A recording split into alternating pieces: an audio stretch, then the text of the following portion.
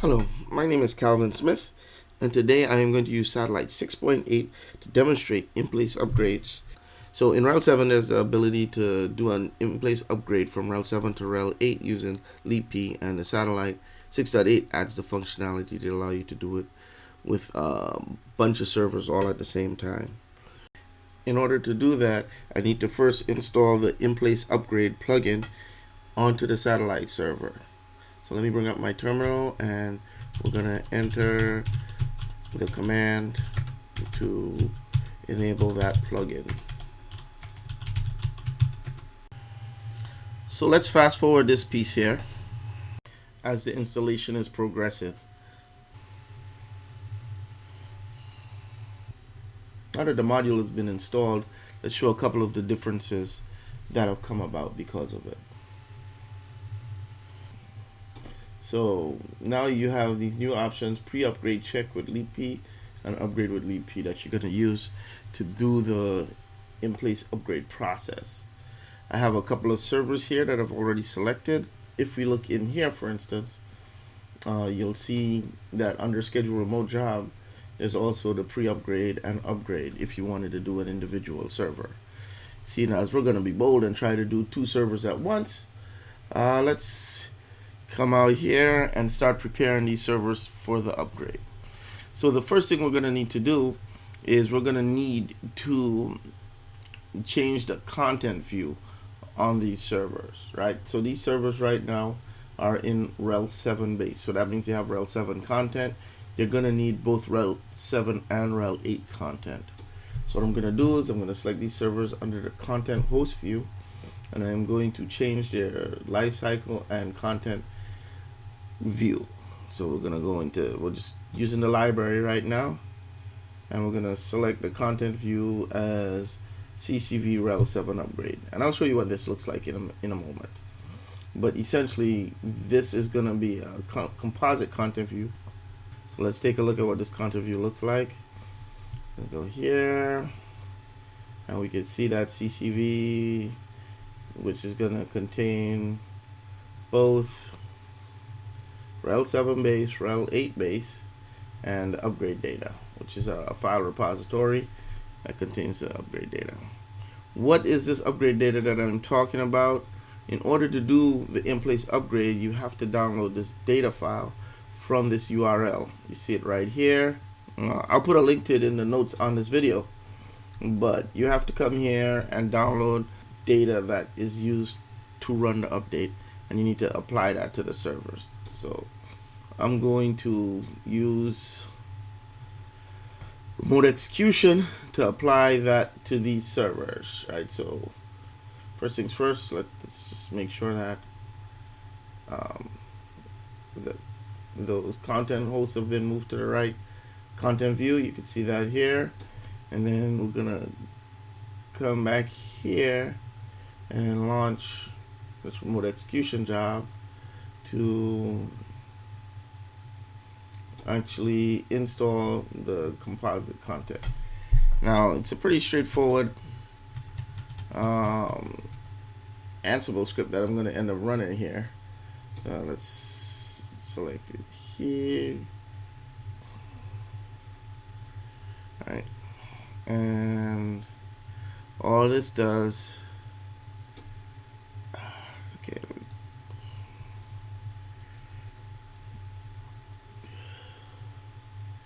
it downloads the content and installs it in the appropriate directory, the leapp-data. So we're going to run that against these servers. Once that installation is done, we can start getting into the process of running pre-upgrade on these servers. So let's go back to all hosts.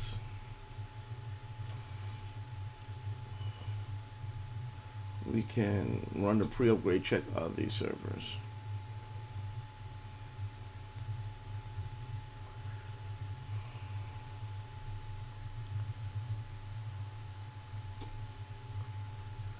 Okay, once the pre-upgrade check is completed, this pre-upgrade report will show up, which is another new tab that is showing up because of the plugin that was installed.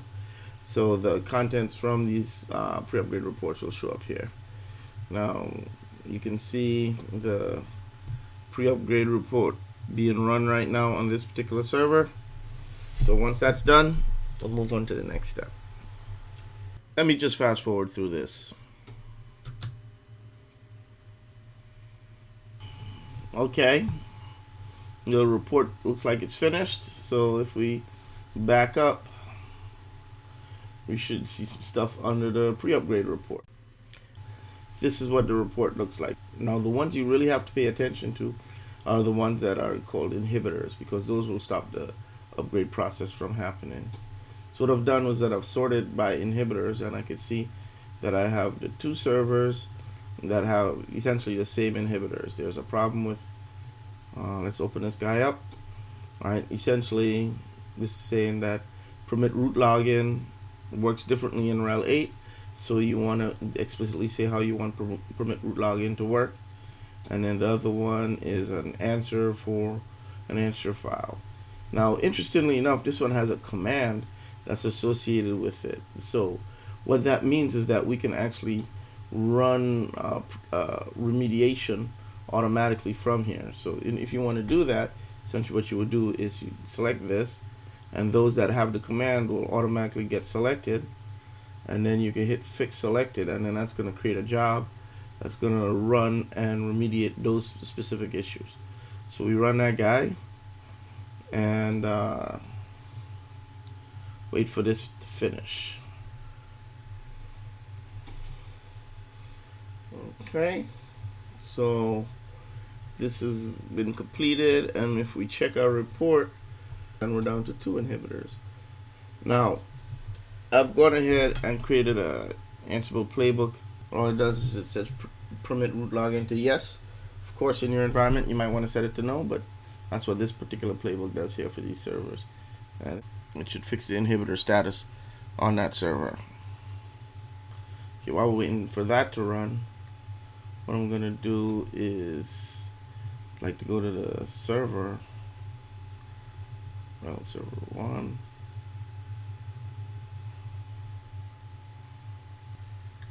and let's take a look at the web console. Alright, so this is the RHEL 7 version of the RHEL web console. You can see you got your CPU memory, etc., etc. We have our terminal here. Now let's go back to the job that we're working on. Looks like it's done. Okay, so what we're gonna do is we're gonna run our pre-upgrade check.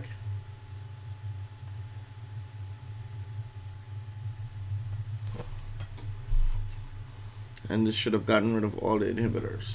Okay, so let's see what this looks like. Let's look at our report.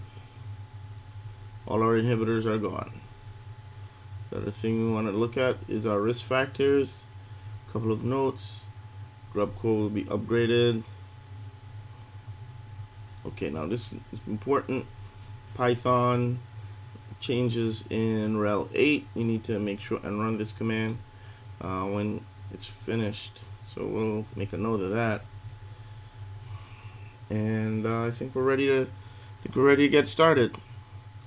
So I'm going to hit run upgrade, and that'll start the upgrade process for those 2 servers. This will take a while. So when you're running this process, now might be a good time to get a cup of coffee, work on something else, and check on this after some time. Okay, it looks like it's finished. Let's take a look. Alright, now we come back to our all host page, and we can see that these servers are now reporting as RHEL 8 too. If we go to the RHEL server 1, it's disconnected. When we reconnect, you can see it's different. This is the RHEL 8 version of things. Let's do a uname -a Etsy Red Hat Lease RHEL 8.2. Keep in mind it did reboot the server.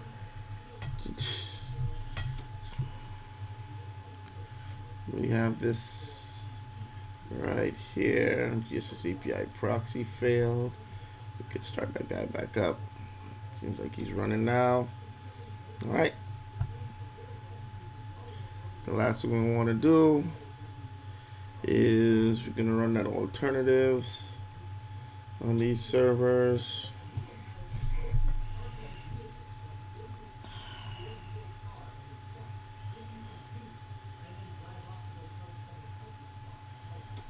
All right, I said that we needed to do that, so let's run that. Okay, it looks like we're finished with the upgrade and we're ready to use our servers as RHEL 8 machines. Thank you for your time. If this you think was useful, please don't forget to like and subscribe so that I'll continue making content like this. Thank you and have a nice day.